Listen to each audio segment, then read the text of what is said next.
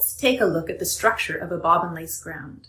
And to do so, we'll turn to some of the catalogs. There are so many catalogs of beautiful traditional grounds, and here are a few of my favorites.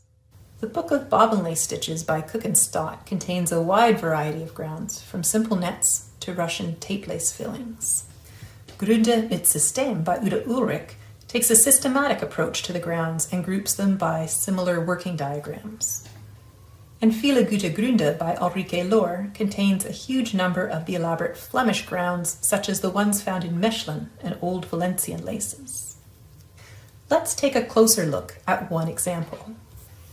There is always a small base pattern that is repeated over and over again to fill whatever shape is needed. It may be repeated in rows and columns, like the cells of a spreadsheet, or the patterns may be offset, like bricks in a wall. There's often a thread diagram that shows the path of each thread. This is useful for seeing the crosses and twists and pins.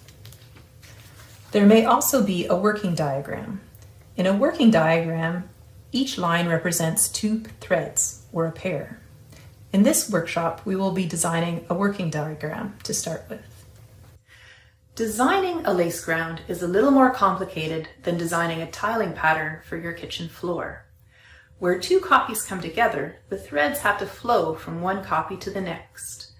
There must be a path of thread that goes from the top of your lace to the bottom. And also where two copies meet at the sides, they have to be joined, otherwise when you lift the lace from your pillow, it'll fall apart into strips. Now that might sound like a daunting task, so complicated that it's hard to know where to begin. Fortunately, I can show you an easy template that will manage all of these accounting details and leave you free to concentrate on the creative side of the design. In my personal experience, designing a new lace ground is far easier than designing an entire lace piece. In fact, it's how I got started in creating my own designs, and now I'm hooked. In Lesson 1, we are going to learn how to create a frame. The frame is important because it creates a template for managing all these incoming and outgoing pairs. So the frame will be a rectangle. It could be a square, a long rectangle, or a tall rectangle. But the sides of the frame are not straight lines, they're zigzags. And these zigzags represent pairs either coming into the pattern, so coming from above into it or from the sides into it, and also going out of the pattern, so coming from the bottom out or also from the sides out. So this frame is going to help us manage the pairs as they come in and out and connect the pieces together. So let's take a closer look at what a frame looks like. The zigzag on the top border looks like upward arrows or mountain peaks. So they start at the bottom, they go up and come back down. And you can make as many of these arrows in a row as you like. So here, for example, I have 4 mountain peaks. Note that they always start at the bottom, go up, and end at the bottom. So the last one ends at the bottom as well. The bottom of the frame is like a mirror reflection of the top. So you can think of it as downward pointing arrows. And they always start at the top, go down, and then come back up. And you have as many of these downward pointing arrows as you have upward pointing arrows. And they're positioned directly below the matching upward pointing arrow. It's really important to make sure that when you start at the bottom, you end at the bottom. Do not end at the top. So for the top frame, it's important that the journey that starts at the bottom of a mountain does not end at the top, because that would be a disaster. Similarly, on the bottom of the frame, you start at the top, go down and up. You do not start at the top and end in the bottom. That would be also a disaster. There are 2 options for the sides of the frames. So you can see the sides you can think of as leftward pointing arrows and rightward pointing arrows. In option 1, the arrows point towards each other or towards the middle of the frame. So the left-hand side points right and the right-hand side points left.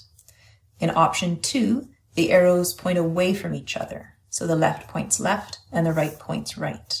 In each of the options, take a note that the corners are always the same. So option 1 has 4 square corners, and option 2 has 4 rectangular corners. If you make a mistake and you have sides that are pointing in the same direction. So here both sides are pointing left, so they're not pointing away from each other. You will end up with corners that are mismatched. So some will be square and some will be rectangular. Similarly, if you make the top and bottom point in the same direction, you get mismatched corners. You want opposite sides to point in opposite directions, and then you will get nice matched corners.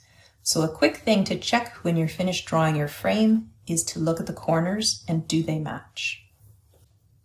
Now let's try drawing our own frames. So you'll need the grid paper, 2 colored markers, a pencil, and optionally a short ruler. So I'm going to take a red marker and draw the top of the frame. And it can have however many mountain peaks you wish. So for example, I'll just pick a spot on the paper and draw, say, 4 mountain peaks. So 1 up and down, up, down, up, down, up, down. When you're drawing them, be as careful as you can, but they don't have to be perfectly straight lines. We are going to be tracing this later on, and the frame is actually just there for a reminder. It's not going to be traced. Okay, now I'm going to make the bottom of the frame, and I'll just line it up. So maybe here, and it goes in the opposite direction. So down, up, down, up, down, up, down, up. So as many downward pointing valleys as I have upward pointing peaks. Now I'm going to switch color to draw the sides of the frame. It's important that you use a different color for the sides because we want to know what is the vertical direction, what is the up-down direction, because our threads flow from top to bottom. So if you turn the page 90 degrees, it may not work. So I'm going to use a blue for the sides, and in option 1, the arrows on the sides point towards each other, towards the middle of the frame. So on the left side, we have a right pointing arrow. So here's 1 right pointing arrow and a second one. And then the same on the right, they point left. Okay, so that is my frame using option 1. And the last thing I'm going to do is just fill in the diagonal lines with pencil. And it's important to use pencil here because we are going to be modifying these lines and we'll have to erase them. So just quickly draw in these diagonals.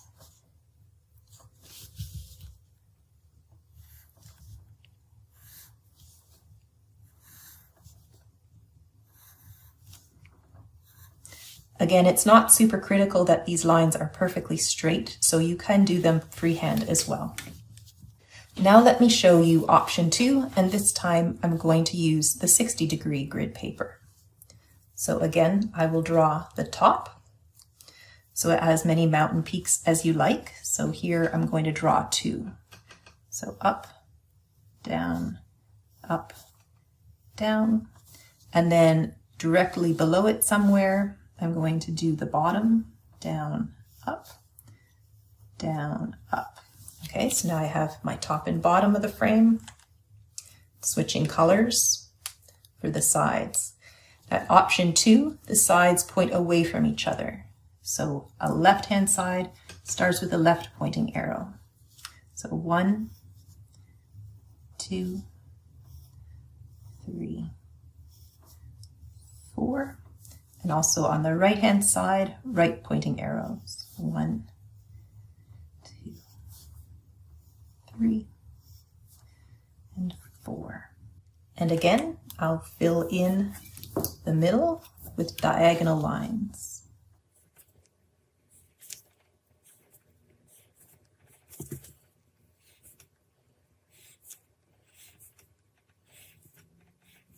All right.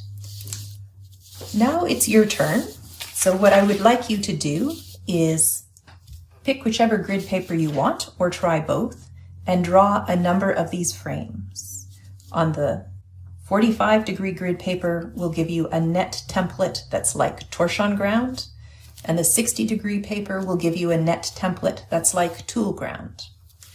Be a little cautious that you don't make your frames too small.